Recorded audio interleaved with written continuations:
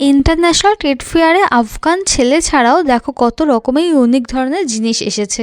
তার মধ্যেই তালাটা তো আমার দারুণ পছন্দ হয়ে গেছে। ট্রেড ফেয়ারে ঢুকবো কি তার আগে এত বড় লাইন দিয়ে টিকিট কাটতে হলো।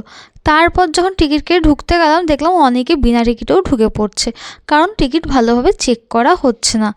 টিকিট যখন আমাদেরকে পয়সা দিয়ে কাটতেই হচ্ছে, তখন টিকিট চেক করারও একটা ব্যবস্থা রাখা উচিত ছিল। দেখো এইখানে ভিড়টা কত এই মেলার, ম্যাক্সিমাম মেয়েরাই কিন্তু এসেছে আফগান ছেলে দেখতে। আমিও গেছি, মিথ্যে কথা বলবো না, অত সাধু মেয়ে আমি না। কিন্তু এখানে আরও অনেক ধরনের ইউনিক ইউনিক জিনিস ছিল যেগুলো কোনো দিন আমি চোখেও পর্যন্ত দেখিনি। কিন্তু অনেক দাম, যার দাম অনলাইনে সার্চ করে দেখলাম অনেক কম দাম, অনলাইনে প্রায় হাফেরও হাফ দাম। এখানে মারাত্মক বেশি দাম ছিল। কিন্তু এরকম সবজি কাটারগুলো আমার কাছেও একটা ছিল, তাই আমি আর এগুলো কিনিনি। তারপর থাইল্যান্ডের জুতো দেখলাম, কিন্তু মনে হলো না বেশি দিন টেকসই হবে বলে, আমাদের সিলেদার্সই তার থেকে ভালো।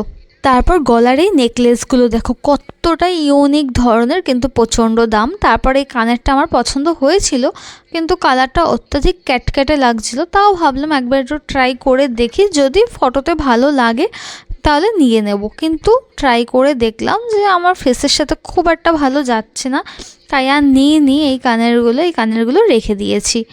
দেখো আফগান ছেলেগুলোকে সবাই দেখতে গেছো, কিন্তু আমার তো মনে হয় ছেলেরা গেছে হয়তো এই মেয়েগুলোকে দেখার জন্য।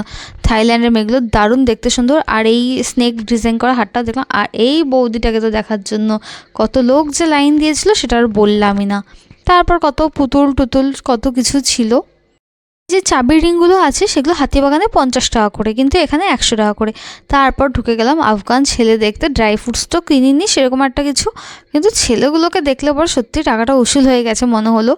যে দারুণ দেখতে সুন্দর ছিল, আর ওদের অ্যাটিটিউডটা খুব ভালো ছিল। কিন্তু আমার মতে কোনো মেয়েদের এদের প্রেমে অন্তত পড়া উচিত না।